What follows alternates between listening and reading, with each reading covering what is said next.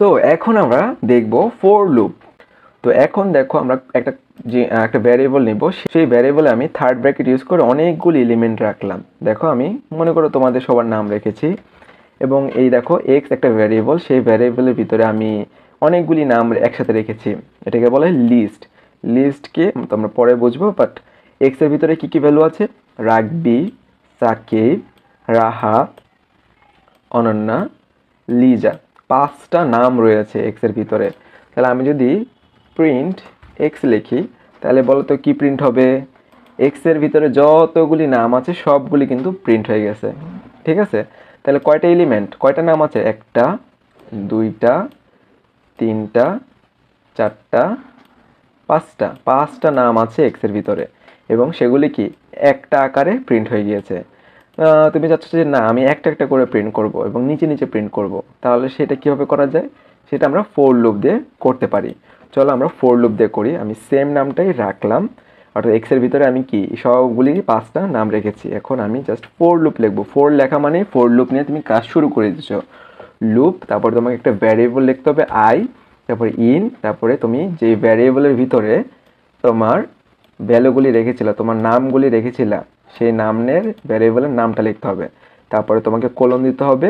এটা হচ্ছে তোমার কাজ শেষ, ফর লুপের কাজ শেষ। এখন ফর লুপ কি করবে, কি কাজ করবে সেটা কোলনের পরে লিখতে হয়। ফর লুপ প্রিন্ট করবে, কি প্রিন্ট করবে? আয়ের মান প্রিন্ট করবে। কি করবে? আয়ের মান প্রিন্ট করবে। তাহলে দেখো তো আমি লাইনটা যদি এক্সিকিউট করি তাহলে দেখো প্রত্যেকের নাম কিন্তু আলাদা আলাদা প্রিন্ট হয়েছে এবং নিচে নিচে প্রিন্ট হয়েছে। এখানে কিন্তু একসাথে সবার নাম প্রিন্ট হয়েছে একটা ভ্যালু হিসেবে।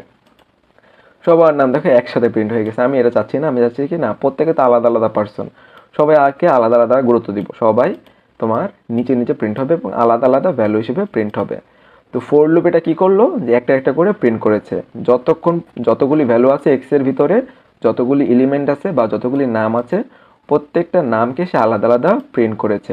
ওকে, তো এক্স এর ভিতরে দেখো এলিমেন্ট কয়টা? একটা, দুইটা, তিনটা, চারটা, 5টা। ওকে, তো এখন আমি যখনই এখন এটা আমি ফর লুপ দিয়ে প্রিন্ট করতে চাই। তো ফর মানে লেখা মানেই ফর লুপ নিয়ে তুমি কাজ শুরু করে দিয়েছো।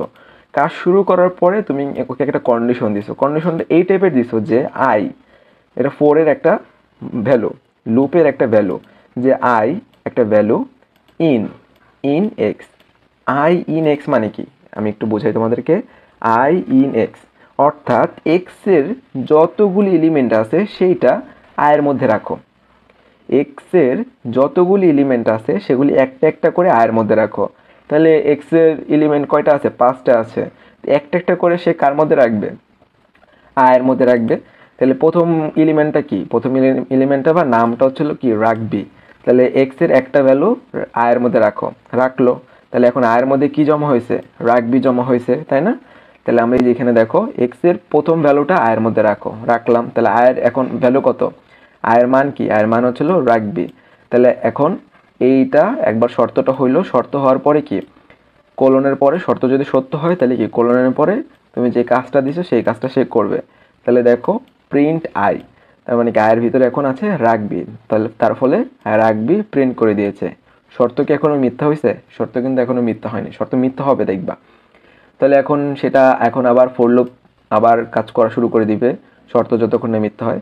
তারপরে বললো যে কি আই ইন এক্স, আয়ের এক্স এর ভিতরে তো এটা রাখবিটা তো তো আইকে দিয়ে দিয়েছে, তাই না? পরের ভ্যালুটা এখন আইকে দিবে। পরের ভ্যালুটা কি? সাকিব।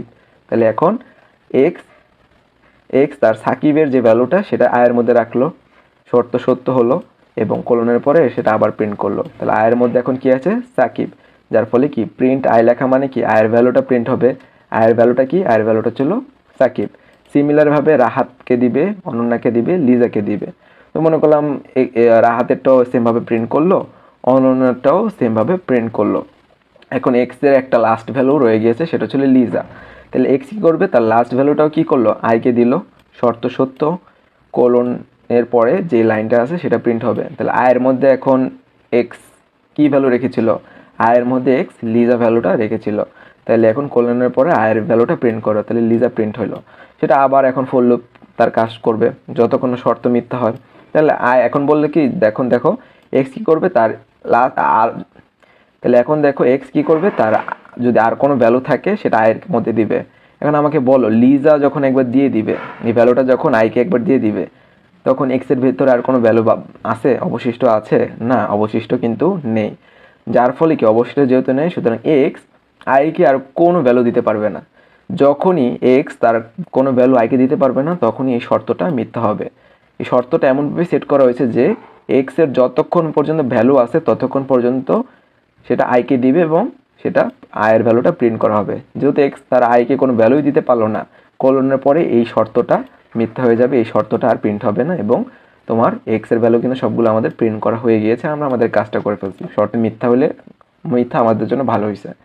তো এই জিনিসটা আরও ডিটেলস আমরা বোঝার জন্য যে ফর লুপ অ্যাকচুয়ালি কীভাবে কাজ করতেছে সেটা আমরা এখন স্লাইডের মাধ্যমে বোঝার ট্রাই করব। তো দেখো আমাদের সেম কোডটা আমি তোমাদের জন্য লিখেছিলাম, ঠিক আছে, যে এক্সের ভিতরে আমাদের এই 5টা নাম আছে এবং আমরা ফর লুপ লিখলাম। ফর লুপ লেখার পরে আমরা কি আউটপুটটা দেখলাম কি এইটা আসছে আমাদের, তাই না? ফর লুপের ভিতরে আমি প্রিন্ট আই লিখলে আমাদের এই আউটপুটটা দেখাই। পুরো কোডটা যদি আমরা এক্সিকিউট করি তখন তো এখানে কি হচ্ছিল, এক্স প্রথমে কি করবে, তার প্রথম যে ভ্যালুটা আছে সেটা কাকে দিবে, আইকে দিবে। তাহলে দেখো এক্স তার প্রথম ভ্যালুটা রাখবি, সেটা কাকে দিল, আইকে দিল। তাহলে আয়ের ভ্যালু কত হইলো, আয়ের ভ্যালু হলো রাখবি, অর্থাৎ আয়ের মধ্যে রাখবি জমা হয়েছে। তাহলে শর্ত সত্য, সুতরাং কোলনের পরে প্রিন্ট করো রাখবি, যার কারণে রাখবি প্রিন্ট হয়েছে। ওকে, পরে এক্সের সেকেন্ড ভ্যালুটা আবার সেমভাবে আইকে দেওয়া হবে। আয়ের ভিতরে এখন কি জমা হইলো, সাকিব, শর্ত সত্য, প্রিন্ট করলো আয়ের ভ্যালু, আয়ের বর্তমান ভ্যালু কত, আয়ের বর্তমান ভ্যালু সাকিব, তাহলে সাকিব প্রিন্ট হইলো। সিমিলার ওয়েতে এক্সের নেক্সট ভ্যালু রাহাত, সেটা আইকে দেওয়া হলো। তাহলে আয়ের মধ্যে এখন কি জমা হয়েছে, রাহাত জমা হয়েছে। তাহলে এখন রাহাত জমালে শর্তটা সত্য, সুতরাং কোলনের পরে আয়ের ভ্যালুটা প্রিন্ট করো, আয়ের বর্তমান ভ্যালু কি, রাহাত, তাহলে রাহাত প্রিন্ট করলো। তারপরে ছিল এক্সের নেক্সট ভ্যালুটা তোমার আইকে দাও, এক্সের নেক্সট ভ্যালুটা ছিল অনন্যা, অনন্যা তোমার এই এক্সের ভ্যালুটা অনন্যাটা তোমাকে আইকে দেওয়া হলো এবং আয়ের ভিতরে কি জমা হইলো, এক্স জমা হইলো।